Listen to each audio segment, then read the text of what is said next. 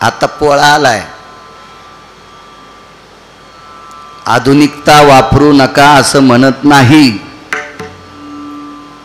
पण पळसाच्या मुळाची भाजून ठेसून केलेली दोरी, या दोरीचं केलेलं बैलाला मुंगस, हे मुंगस ज्या वेळेला बैलाला असतं, हस्त नक्षत्रामध्ये कधी कधी आपल्याला मुगवनामध्ये उडदामध्ये पाळ्या घ्याव्या लागतात, आणि त्या पाळ्या घेत असताना बैलाला दम लागतो. दम ज्या वेळेला लागत असताना त्याच्या तोंडाचा जो फेस आहे या मोळाच्या दोरीला लागतो, म्हणजे या पळसाच्या दोरीला लागतो, आणि ती दोरी भिजून कधी कधी त्याच्या जिभेला नाकाला त्याचा श्वास घ्यायला भेटतो, त्यावेळेला त्याचा दम रोखत नाही. इतकी त्या दोरीतल्या स्पर्शातली सुगंधातली ताकद आहे. म्हणून जुनी माणसं पळसाच्या मुळाची दोरी करत होते. आता आपण प्लॅस्टिकच्या दोऱ्या वापरायला लागलो. काय भेटन बैलाला त्याच्यातून? आपल्याला नरम कपडे आवडायलेत कॉटनचे, आता मध्यंतरी या प्लॅस्टिकवर आलत्या बायका. आता त्याला वाटलं लुगडं नेसावा तर लोक हसतील, पण त्या लुगडत नेसायला 6 वार पण त्याला इरकल म्हणते. हुशार झाल्या याय ना, अशी पलटी मारली ना तर जनावराला कशी मारता येईल पलटी, ते बिचार बांधलेलं आहे ते, त्याला काय मारता येते पलटी. आपण सुद्धा त्याची काळजी करा. काशीतले मालक आपली काळजी करतील, प्राणी मात्राची काळजी कर जा, तर जगाचा बाप आपली काळजी करेन. राजे तुम्हाला एक माहित आहे का, जुनी माणसं कापसातलं आऊत थोडस लांबलेलं असतं, कोणी बी माना हलवायचं नाही बरं का. ज्यानं आऊत हाणलंय त्यानं माना हाली जा. हो, बाकीच्या हालील्या की आपण हालायला नंदी बैल आहेत का तुम्ही? काय माहिती आहे तुम्हाला कापसातलं खरंच लांब असतं का? जुन्या माणसाला माहीत. तर लांब असताना आऊत थोडंसं कापसातलं, मग कासरा लांब लागतो. तर पंडित भाऊ, कासरा लांब असल्याच्या नंतर जर ठोकर कासरा असेल तर त्या कासराच्या वजनानं बैलाचं नाक काचतंय. म्हणून जुनी माणसं बारीक कासरा करत होती, बारीक बारीक बारीक, त्याचं नाक वजनानं नाक काचत नव्हतं. कधी कधी फांद्या मोठ्या झाल्या तर कासरा वरबडत होता, वढल्या जायचं, बैलाला त्रास होत होता. इथपर्यंत जुनी माणसं शिस्त ठेवत होती. उन्हाळ्याच्या दिवसात कोरडवाहू शेती असेल तर शेतीचे कामं संपलेली असायची, त्यावेळेला बैलाच्या गळ्यातला 50 ते 60% बांधलेला भाग काढून टाकायचे, मोरख्या काढायचे. एकच फक्त बारक्या दोरीचं गेटला आणि व्यसन ठेवायचे. त्याला जास्त त्रास नकोय, बंदिस्त नकोय, इतकं शिस्तीत जीवन जुन्या काळातली लोक त्या बैलावर ठेवत होती. म्हणून परिस्थित्या जरी नाजूक होत्या, एवढी पदार्थ नव्हती, तरी पण 100 पार करेपर्यंत त्या बैलाच्या कृपेनं जगत होती. इतकी मोठी तात्विक लोक वागायची. गोपाल कृष्ण भगवान की जय. वासुकी सापाचा दोर केला, मंद्राचल पर्वताची रई केली. ओढायला देव आहे, पण एकीकडे अडचण येते, एका बाजूने ओढायचं कोणाला. माझ्या जगदानंद कंद जगतपती पंढरीतल्या मालकांकडे गेले. प्रभो, आमची अडचण आहे. देवानं सांगितलं एक काम करा, चांगलं बोला, तुमचं काम होईल, राक्षस तुम्हाला मदत करतील. आणि मग देवांच्या लक्षात आलं आपण राक्षसाकडे जावं. शक्यतो देव हुशारच होते पहिल्यापासूनच. माळी घातलेले लोक लय हुशार असते. कार्यक्रमात इतके गोड दिसते, कार्यक्रम संपल्यावर आमच्या लोकांचं पाहायचं कपडे कोणत्या अंगावर असतात. आपण भजन करणारे एका अर्थान जरसे देवच ना. आपल्या पाया पडतात ना लोक. यायच्या पडत का तुमच्या पडत कोणी पाया? 90 वर्षाचा माणूस सुद्धा पाया पडतो ना. काहीतरी अंश समजित येत ना, नसं नका त्याच्यात काही, पण गळ्यात माळ आमक तमक, पंढरपूरला जातो वगैरे, पोथी वाचितो, गाथा ज्ञानेश्वरी वाचितो, देवच समजायचं. हुशारच लोक, पहिल्यापासून देव लोक हुशारच, बोलण्यात हुशार, सगळ्या गोष्टीत हुशार. मग हुशार कोण आहे आता बोलण्यामध्ये? मग राक्षसांकडे जायचं. राक्षसांचा मुखिया राजा बळी आहे.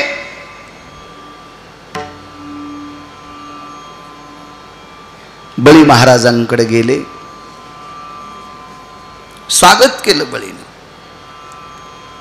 निशाचर राज बळी अत्यंत सात्विक तात्विक सदाचारी पुण्यशील राजा होता. प्रणाम म्हणे, प्रणाम, बसा. खरं तर देव आणि राक्षस भाऊ भाऊ होते. दिती आणि आदिती नावाच्या दोन कन्या.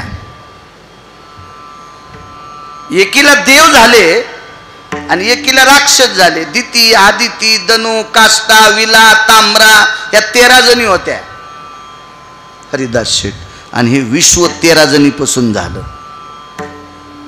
कदरूला सर्प झाले, विंतेला पक्षी झाले, दिती आदितीला देव राक्षस झाले, विलाला वेली झाल्या, काष्टाला तरु झाले, एकीला हिंस्र पशु झाले. असे त्या 13 जणीपासून विश्व निर्माण झालं. कश्यपाच्या 13 पत्न्या. तर दिती ह्या 13 जणी एकाच व्यक्तीच्या पत्न्या, यांच्यापासून जन्माला आलेली आपत्य म्हणजे एकमेकाचे भाऊबंद होते. ते देव आणि राक्षस भाऊ होते.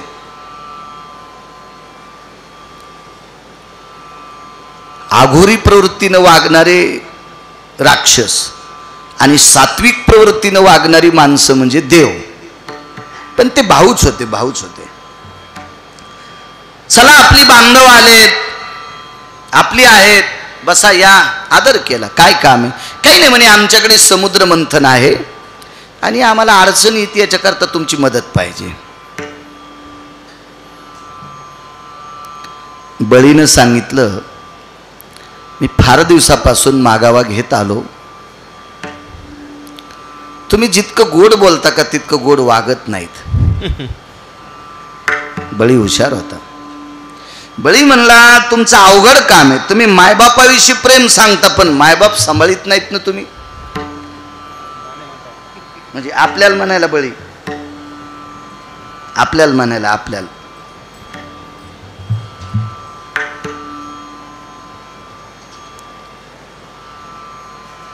तुम्ही लोकांना व्यसन करू नका सांगता, तुम्ही कसे गुटके खाता कीर्तन करून. बळी म्हणू लागले. हुशार होते बळी, हुशार होते, हुशार होते. तुम्ही फक्त उपदेश चांगला करता, गायीचं पालन करा. बळीनं सांगितलं, तुम्ही महाराज मंडळी नुसतं गायीवर प्रेम दाखवता माईकवर, तुमच्याकडे गायी आहेत का? हुशार होता बळी. एक न एक असा मुद्दा राजा बळी विचारत होते. आता हे सगळं काही खरं होतं, राग येत होता ऐकल्यावर. पण जर बळीच्या विरोधात बोला तर आपल्या कामा करता येणार नाही, म्हणून शांत बोलत होते. आणि एखादी गोष्ट मागायची असेल ना तर ती जरा गोडपणात मागितली की मिळत असती. आता माझ्याकडे बैल नसले तरी मला काही काही माणसं बैल देतात एखाद्या वेळेस अडचण आली तर. पण बोलायचं तसं. पहिली गोष्ट सांगतो, आताची नाही, आताची काही तुम्ही हिचकू नका, मी बी सांगत नाही. मला पहिल्यापासून कळायचं कोणाचा गडी बाजाराला गेलाय. मग ज्याचा गडी बाजाराला गेला त्याचे बैल बांधलेले चेतना हरिदास शेठ. मालक थोडाच आऊत धरितोय. मग आपण मुद्दाम जायचं तिकडं, वाट वाकडी करून त्या गल्लीला जायचं. काय चाललं दादा, बरं आहे का? हो बरं. झालं का जेवण? हो. कोणीकडे आला बाळू? काही नाही, इकडे आलतो पराच्या दिवशी त्यांच्या इथं रोजान गेलतो, तर ते म्हणले होते रोजदारी घेऊन जायला ये. मग ते गेलतो रोजदारीसाठी. म्हणलं तुमचं दर्शन घेऊन जा. म्हणजे ते काय दर्शन घ्यायच्या लायकीचा नव्हता, ते एकादशच्या दिवशी खेकडे खात होता. का आरामखोर होता, पण आता मी कुठं त्याच्या पाया पडू, पण मग काम होतं ना. तर म्हणलं तुमच्या दर्शनाला यावं वाटलं, याच्याकरता आलो. बर बर बर बर, काय चाललं काय नाही. आमच्या खाल्लाकाड्या पटीतला कापूस गिपू, बाबा बाबा दादा मी कुठं कुठं कीर्तनाला पोथी वाचायला जातो, तर मला बंड्या जिल्ह्यात तुमच्या कापसासारखा कापूस दिसला नाही. आणि त्याच्या कापसात सशे लपत नव्हते. पण आपल्याला काय घेणं फुकट कळण शेंडी वळवळ, आपल्याला काम साधवायचंय. बर बर बर, असा कापूस हो. एका एका झाडाला 250-250 बोंड असेल. झाड राहिलं असतं का होय हरिदास शेठ, कापसाचे व्यापारी तुम्ही, झाड राहील का. स्तुती यडगळाला पण आवडती, नालायकाला पण स्तुती आवडती. म्हणून स्तुतीचं लगनच नाही. स्तुती नुसत्या महाराजाच्या जिभेवर बसली, माननीय आदरणीय आमके आमके, ती इथंच बसली जिभेवर. स्तुतीचं लगनच नाही. कारण स्तुतीला भंगिरी आवडत नाहीत आणि चांगल्याला स्तुती आवडत नाही. म्हणून स्तुती बिनलग्नाचीच खिशात बसली, बिनलग्नाची स्तुती.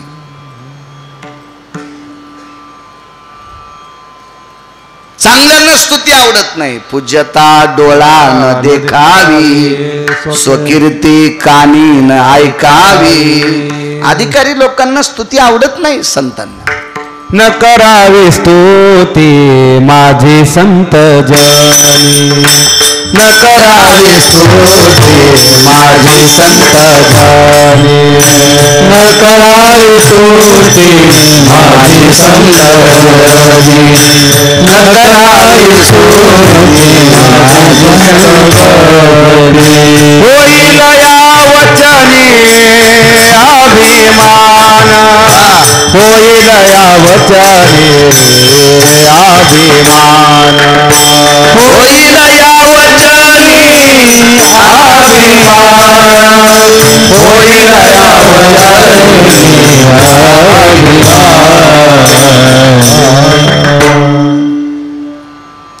कारण स्तुती झाली की माणसाचा अभिमान वाढत असतो.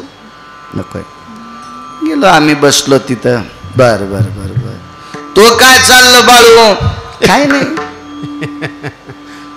2-2.5 एकर जमीन आहे.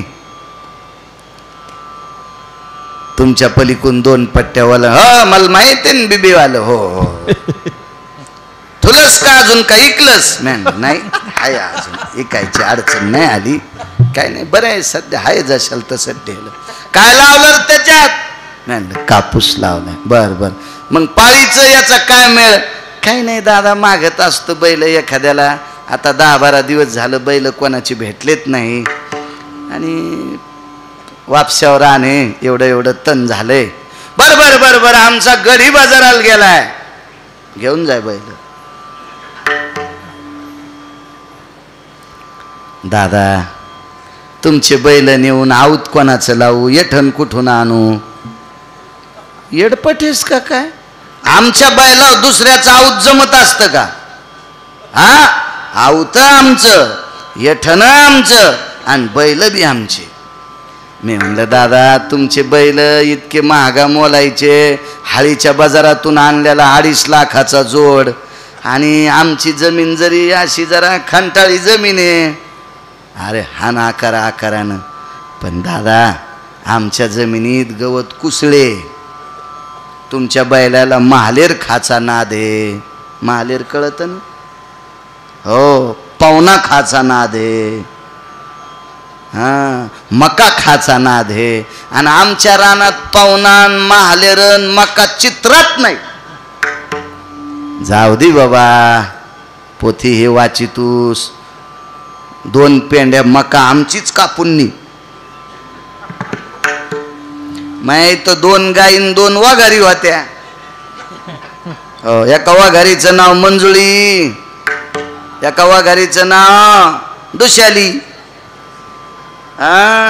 अशी कुपाट्यावरून उडी टाकीत होती दुशाली, त्या वाघारीचं नाव दुशाली. हो, आणि मी जवळ असल्यावर मन धरून भावताल राहायची, तोंड बाजूला गेलं की दुसऱ्याचे बोंड खात होती, तिचं नाव मंजुळी. अशी मंजुळा वगार होती. दोन्ही बी मारवाडी जातीच्या म्हशी होत्या. तिकडच्या मारवाड प्रांतातल्या होत्या मारवाडी म्हशी. गाई गावरान होत्या. तर आमच्या गाई म्हशी कुसळं गिसळं ते खाच्या गवत ते कुसळं गेल्याच्या नंतर पायानं खुंदळलं की मग खात होत्या. नी 2 पेंड्या मका. तर म्या म्हणलं दादा काही बैठकीतून उठत नाही. म्या साट्यावच्या वरी हातभर मका कापली आणि त्याच्या चितला एक आखुड्या कासरा घेतला, ताणून मानून वरी बसलो. हप्ताभर मंजुळी दुशाली दोन्ही गाई मका खात होत्या. आणून बैल चारले, खाऊ घातलं, बांधलं. काय दादा काय बैल आहेत तुमचे, वा वा वा. काय पास आहे दादा, तुमच्या पासानं गवत निघत आहे आणि दुसऱ्याच्या पासानं निघत नाही का. पण वर्णन करायचं. दादा म्हणले गडी इथं बी असला बाजाराची नको वाट पाहत जाऊ, तुला काम पडलं ना गड्या सगळं टाऊतण्यात. आणि मग आऊत हाणल्यावर दुसऱ्या दिवशी गडी आला आणि मला गड्याला म्हणले राम्या आपल्या कापसाला 1.5 200 बोंड आहेत. ते म्हणलं दादा अजून पातच लागलं नाही, बोंड कस काय. अजून तर पातच नाही, बोंड कस काय. माणसं कसे कसे कसे खुल्ले बघा ना. चिंतन सांगितल्यावर जसे सैलानी बाबाला कापायला न्यायचे असे बसत येत. भांगार लय आवडत यायला भांगार. ते म्हणले अरे लोक सांगायले तर आपला कापूस लयच वाढाय. हो दादा हो. पहिलं बांधून होते पण गोठ्यात शेणकस काय नाही पडलं. गडी म्हणला अरे काल बाळून नेल ते इटाच्या वाड्यातल्या बाळून, आमच्या वाड्याला पुढून इटा मागून चट मातुड म्हणून आमच्या वाड्याचं नाव पडवतं इटाचा वाडा. फक्त पुढून तितक्या इटा. इटाच्या वाड्यातला बाळू नावच प्रसिद्ध झालं. इटाच्या वाड्यातला बाळू. मागून सारं कांडक्याचे भिताड बाळू. गडी म्हणला हो हो बरोबर आहे, कापूस लय वाडा इतकाले बोंड आहेत, हे यानंच कोलती टाकली. मला भेटला गडी म्हणले बाळू. म्हणलं काय. म्हणलं काय राम काका. हा चांगलं लोणी नेल तसं आमच्या दादाला लावायला म्हणे. म्हणलं त्या लोण्यामुळेच बैल दिले, साठाभर मका नेली. हो म्हणले एक पाटगभर मका कापलेली दिसली, इतके आमचे बैल कसे खाते. म्हणलं आमची दुशाली मंजुळी लुसलुस करू लागल्या त्याच्यामुळं नेलं. आपल्याला जर काम साधवायचं असेल तर इतकं गोड बोलावं लागेल. काही काही लय बोलण्यात येडे बापा. आमची इथली एक बाई तुपाला गेली. जिजी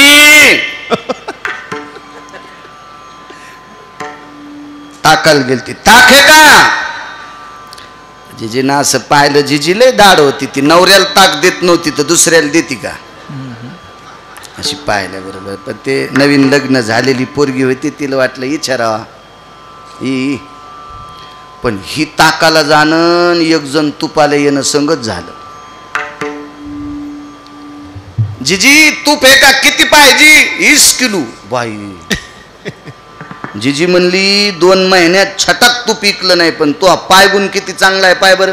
तो या पायानं 20 किलोचं गिऱ्हाईक आलं. बस तुला 1/2 किलो तूप फुकट देते. मरावा का नाही नीट. ती त्या पुढच्या माणसानं पैसे असं गठुडं पुढं ठुलं आणि जिजीनं तराजू गिराजू असं पुसून गिसून काढलं, पासांग केलं डब्याचं आणि तूप मोजू लागली. तितक्यात ही निघाली जग घेऊन रिकामाच. तर ते तुपाला गिऱ्हाईक आलेलं. ते म्हणलं बाई तुला 1/2 किलो तूप फुकट द्यायलेत काऊन नेईन.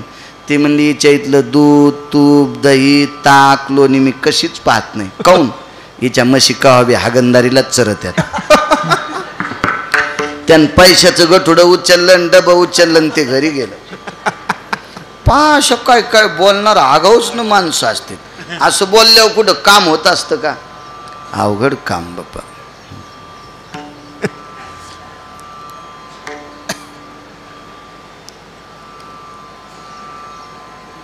आमच्या इथं एक शेजारी म्हातारं होतं, गावात नाही. असं रानात राहतो तर मी गेलो भेटायला. माझ्या संग एक दोन असेच दात पडलेले, म्हणजे हे दात नाही, आकलीचे दात. आम्ही गेलो तर मग ते खोपी गिपी केलेली होती, त्या खोपीत बाजगीज मस्त असं मथारं गितारं लाईन गिन पंखा गिंका सगळं पद्धतशीर, पोरं डबा गिबा आणून द्यायचे, असं मस्त मथारं. तर मी म्हणलं आता तुम्ही थकलात, चालता येईन, आता पावसाळा सुरू व्हायलाय, तुम्ही चला ना गावाकडं. हो म्हणले बाळू महाराज, काय राहिला आता, मी काय दिवाळी पाहत नाही. ते म्हातारं म्हणलं मी काय दिवाळी पाहत नाही. तर मी म्हणलं हो दादा, मग आता दिवाळी पाहत नाहीत म्हणलं आता राहिलीच किती दिवाळी, तुम्ही गावाकडे चला, गावातली सारी लोक बोलतील, हे होतील, अमकं तमकं वगैरे वगैरे, आणि चला गावाकडं. बरं बरं बघतो. तर आमच्या संघ जे दोघं होते का त्याच्यातलं एक म्हणलं हो ना, आता इथं तुम्ही खोपीत मेल्या, पुन्हा गावाकडं न्या, तिथून खांद्यावर घ्या, मसन वाट्यात न्या, अवघडच आहे ना. तर दुसरं म्हणलं कशाला घरी न्यायचं, खोपी सगळ्यात फुकायचं. आणि म्हाताऱ्यानं आम्हाला नरमीचा हुरडा सांगितला होता. आता असं म्हणलं ते हुरडा खाऊ घालीत वय. आमच्या संघचं म्हणलं घरी कशाला न्यायचं, खोपीलाच काडी लावायची मेल्यावर.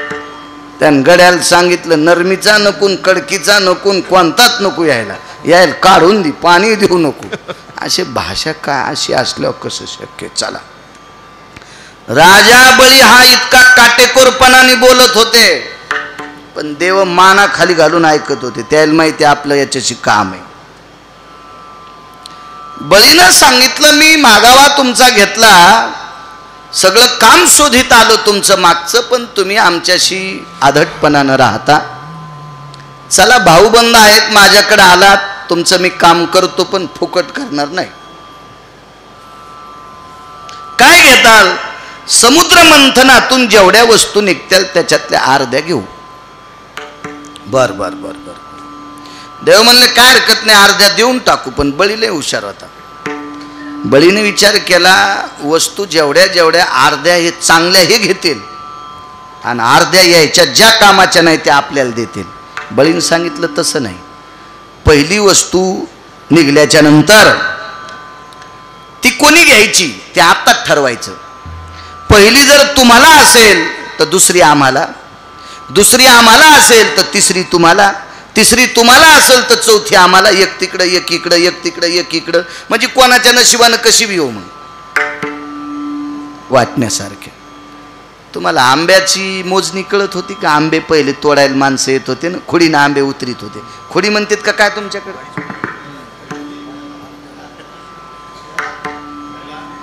झेला. मुंगसत लाईत होते ना, जरा मोठं मुंगस होतं, आणि मुंगसा असं ताणून त्याला एखादी पट्टी लाईत होते, आरापत्ती, आणि त्या आंबा मधात घेतला की त्या झेल्यात आम्ही त्याला खुडी म्हणत होतो, त्याच्यात असा आंबा वाढायचा. हा, टाकायला झेला, हा, आणि वाढायला खुडी. वरून आंबा खाली पड फुटत होता ना, त्याचं लोणचं नासत होतं ना, मासात टाकता येत नव्हते म्हणून झेल्यात टाकायचे. इतकंच माहित असेल तुम्हाला. माशा टाकायच्या काय म्हणतात पंडित भाऊ? त्याचं नाव आहे खरं. अजून पुन्हा काही सांगू का वेगळं? बस झालं इतकंच. गोपाल कृष्ण भगवान की जय. हे झेलान खुडी बी तुम्ही वयस्कर आहेत म्हणून तुम्हाला पाठ आहे पंडित भाऊ. या जीनच्या पॅन्टीवाल्याला झेला कळण याय ना, घरच्यालाच झेललंय, आणि कशात टाकीत येत काय माहित आता. झेलू झेलू यायला काय झेला आणि ते कळणार आहे. तर ते आंबे उतरणारा, बरं आंबे तोडता तोडता आंब्याच्या देठातून तेल निघतंय, ते किती चांगलं असतंय, बेकार असतंय आपा. आणि ते तोडता तोडता जर डोळ्यात पडत, जितके थेंब गालावर पडतील हरिदास शेठ तितके चट्टे महिना महिना निघत नाहीत, इतकं तेल इखारी. आणि तरी त्यानं लोणचासाठी तोडायचं असतं, त्याला इकायची थोडेच.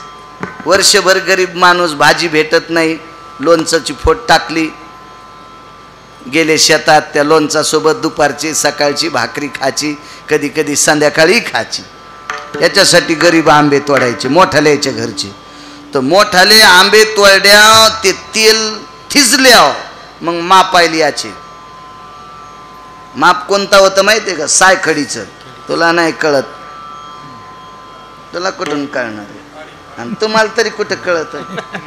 जरासं फकीरराव महाराजाला माहित असेल, बापू तुला नाही. सायखडीचं माप पाडे आणि 6 आंब्याचा पाडा. पण पंडित भाऊ माप करताना आधी मालक कोणीकडे टाकायचा रास? टपक्या टपक्या टपक्या, याच्यात 3 याच्यात 3. बरकत, लाभ, 2 लाभ, 4, 5, 6 राम, 8ला राम म्हणित. हो. आणि सगळ्यात मागून मागून अशा गोट्या राहिल्या का आंब्याच्या, त्या उतरणाऱ्याला बरकत, लाभ. म्हणजे त्यानं कोण्याही सुतार दादाकून फोडा, कोय खपक्या मास इतकंच. मग त्याची बायको लोणचं घातलं, म्हणायची बाई मदाळ आंबे कस काय नाही? ते म्हणला जाऊ दे रे, मदाळ मालकानं घेतले आणि आपल्याला गोट्या द्यायला इतकुल्या इतकुल्या. आता मालकाची सून अशीच होती, बऱ्या घरची टिकल्या लावणारीन, भावळ्या कापणारीन. भावळ्या काऊन कापित्यात का? त्याला का मोळ बसत का काय? पण सणावाराला आल्या की त्या भावळ्याच कापित्यात. एसटीला अडकायल्यात, हा का गाडीच्या दरुजात अडकायल्यात. काऊन देव जाणे बापा कशामुळं करतेत. बरं आपण विचारावं तर एखादी बाई थुत्रीत आणायची आपल्या. मी का येडा आहे का विचारायला? माया का गोळ्या संपल्या का काऊन कापितेत म्हणून? आहे का नाही? हा उग अडचणीत हात नाही घातले पाहिजे, सुडसत असते. माणसं कशी उकळले आज. हे नुसतं भांगार आवडत आहे. ऐका,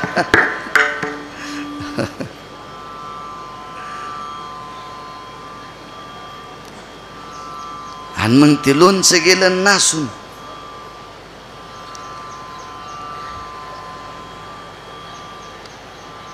उन्हाळ्याचे दिवस म्हाताऱ्याने सांगितलं लोणचं आण शेजारणीकून. मग जे आंबे उतरायला आलत त्याच्या इथं लोणचं आणायला गेलं. ते मोठी वाटी भरून दिलं. म्हातारं म्हणलं अरे काय आपल्या आंब्याचं लोणचं असतंय, कोणाची तू आणलंस? लोणचं देणारी तिथंच होती. ती म्हणली लोणचं माया इथलं आहे पण तुमच्याच आंब्याचं आहे. तुम्ही देतानाच असे आंबे देईल ते आम्हाला इतकुल्या इतकुल्या आठवड्या, आणि त्याचं काय लोणचं होईल? बळीच्या लक्षात आलं देवाईनं जर असं माफ केलं तर आपलं वाजन. चांगल्या चांगल्या वस्तू घेतल्या आणि साध्या खराब वस्तू आपल्याला दिल्या तर आपलं वाजन. मग एक तुम्हाला आणि एक आम्हाला. तयारी झाली. तिथं गेल्याच्या नंतर आता तोंडाकून कोणी धरायचं, शेपटीकून कोणी धरायचं, समुद्र मंथन. देव हुशार होते. देव म्हणले आपल्याला सापाच्या तोंडाकून धरायचं नाही, कारण सापाच्या तोंडाकून धरले की साप ओढू ओढू गरम होणार, आणि गरम झाल्यावर त्याच्या तोंडातलं विष पडणार आणि विष आपल्याला त्रास देईल. त्याच्यामुळे आपण शेपटीकून धरू. पण ते म्हणले आपण जर आधी शेपटीकडे गेलो तर राक्षस म्हणतील याच्यात काहीतरी काळं, आम्हाला शेपटीकडे जायचं. मग देव म्हणले आपण पळत पळत जाऊन तोंड धरा, आणि त्या वासुकी सापाचं तोंड धरलं. राक्षस म्हणले तोंडाकून कस काय? नाही म्हणले आम्ही देव आहेत, आम्ही पायाकून नसतो. आम्ही देव पायाकून धरीतच नसतो. राक्षस म्हणले इथून यायची बेईमानी सुरू आहे. आता सापाला शेपटीकून पाया असतात का? नाही. घशापासून शेपटी लोक पाया असतात. काय मागचा पुढचा भाग काही संबंध नाही. राक्षस म्हणले आम्हाला. बरं देव म्हणले जाऊ द्या बाबा, तुम्ही तोंडाकून आम्ही शेपटीकून. गुळान मारायचं त्याला विष काय करायचं? राक्षस तोंडाकून. समुद्र मंथन सुरू झालं. वस्तू निघत राहिल्या. मग 14 रत्न निघले. कामधेनू निघली, धन्वंतरी वैद्य निघले, सुरा निघली, अमृत निघलं, पारिजातक निघला, चंद्रमा निघला. ह्याशी सगळी काही वस्तू निघत गेल्यानं हा कौस्तुभ नावाचा मणी निघला. हा, उच्चस्रवा नावाचा घोडा. बसता का इथं? उच्चस्रव ते बी सांगतेत भागवत. उच्चस्रवा नावाचा घोडा निघला. अशा काही वस्तू सगळ्या निघत गेल्या. लक्ष्मी निघली, शंख धनुष्य, हा, आयुध निघले. मग आता एक कोणी वाटून घ्यायचे? अगोदरच ठरलेलं होतं कोणतं कोणाला. उच्चस्रवा नावाचा घोडा राजा बळीला गेला.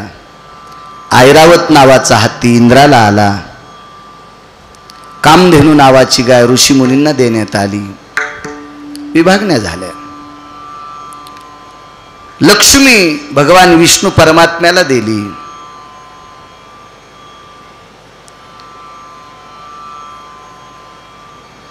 पारिजातक स्वर्गात लावला, अमरपुरीत लावला. अशा सगळ्या काही वस्तूच्या विभागण्या झाल्या. मला भाग सांगायचा फक्त सुरा आणि पियुष. पियुष म्हणजे अमृत. ह्या दोन वाटण्या राहिल्या. अमृताची वाटणी राहिली आणि सुरा म्हणजे मध्य. मध्य म्हणजे तुम्हाला सर्वांना ज्ञात आहे. मध्य काय, मी त्याचं खालचं नाव सांगायची गरज नाही, ज्ञात आहे सर्वांना. हे कोणी घ्यायचं? महाराज राक्षसांनी सुद्धा विचार केला मध्य आपल्याला नकोय.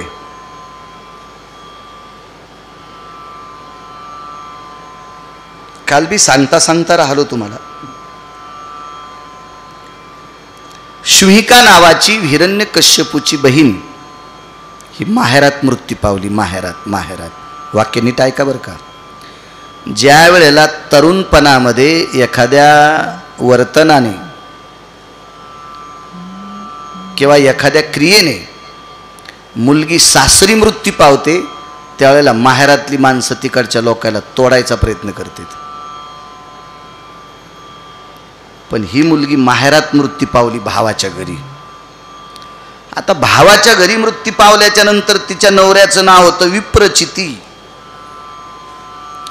ते आला मेवण्याला म्हणला माझी बायको मेलीच कशी. काल सांगता सांगता राहिलो थोडस. प्रल्हाद महाराजांच्या चरित्रातला विषय होता. कशी काय मेली? आता त्यानं लाख प्रयत्न केले सांगायला, पण ते ऐकायला तयारच नाही. मग होळीच्या दिवशी दुसऱ्या दिवसाला काय म्हणते?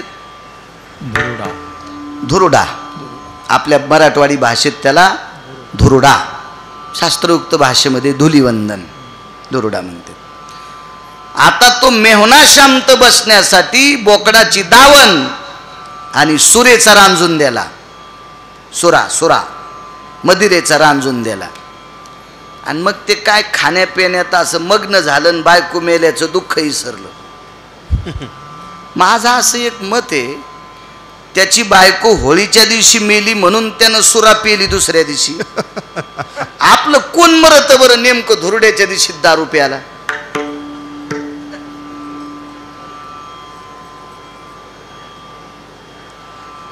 धुरुडा हा सण आपला नाहीये. धुरुडा हा सण राक्षसाच्या कुळातल्या विप्रचिती नावाच्या राक्षसाचा आहे.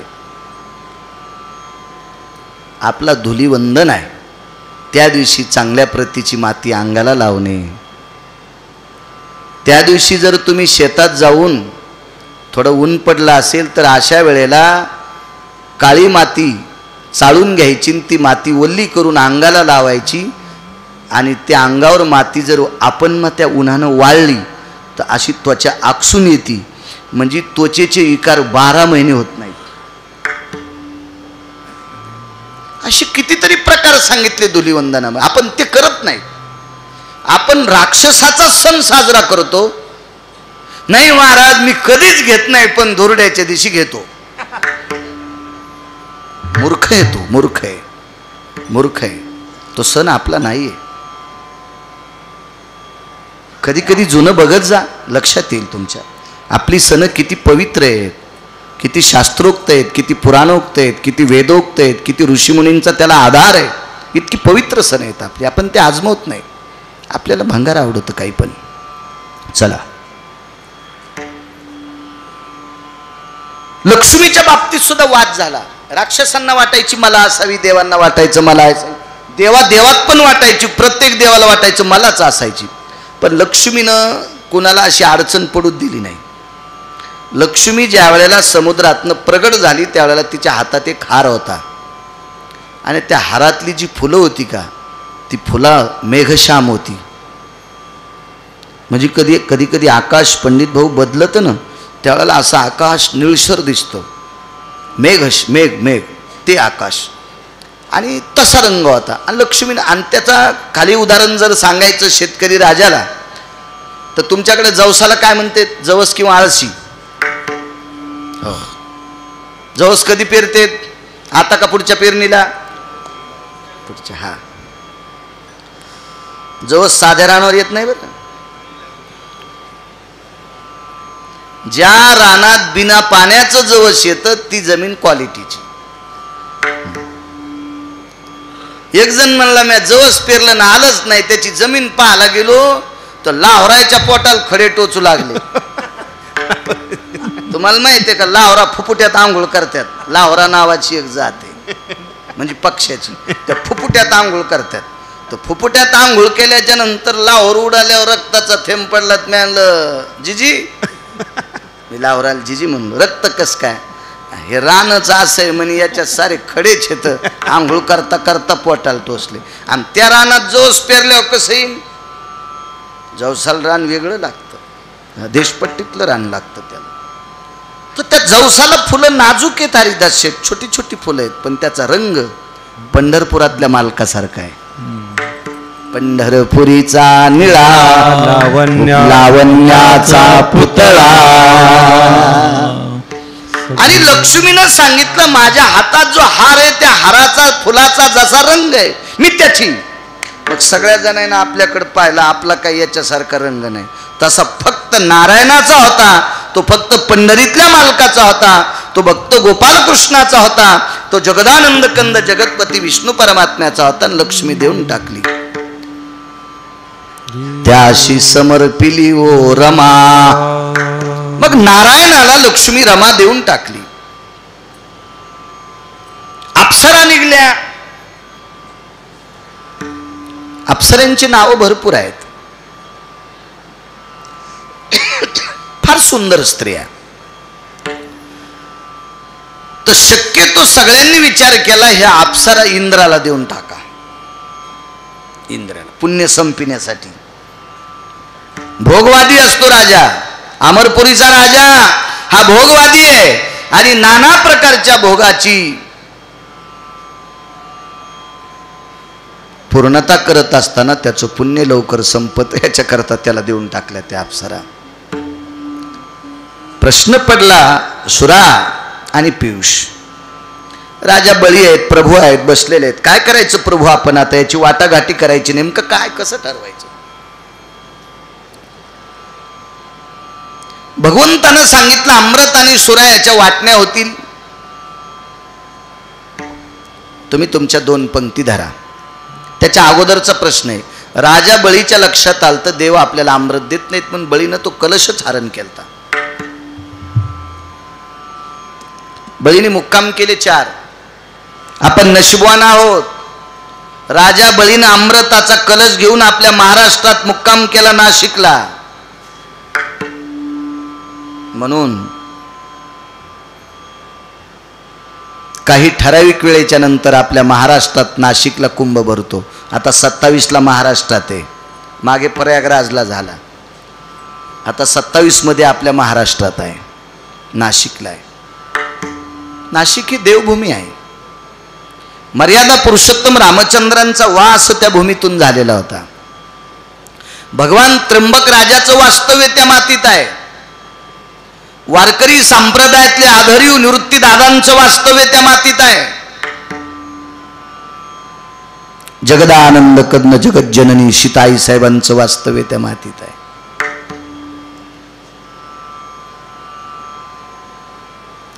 माझ्या लहानपणी एक बाई गाणं म्हणायची जात्यावर. आमच्याकडे धार्मिक पद्धतीचे गाणे म्हणणारी एक म्हातारी पाहिली. ती म्हातारी होती जाईबाई. मला माहित असं ना, पांचाळ कुटुंबातली बाई होती जाईबाई. फार सात्विक बाई. ती दळण दळायची. नाशिक त्र्यंबकेश्वरी, नाशिक त्र्यंबकेश्वरी डोंगरी मैदान, डोंगरी मैदान गुंफा बांधिली रामान, डोंगरी मैदान गुंफा बांधिली रामान. काय गाणी होती हो, काय गाणी होती. काल आम्हाला गाडीत बसलंय, एक आठवण झाली ती. अजय होता, अजय म्हणलं ती गाणं मला ऐकव बरं.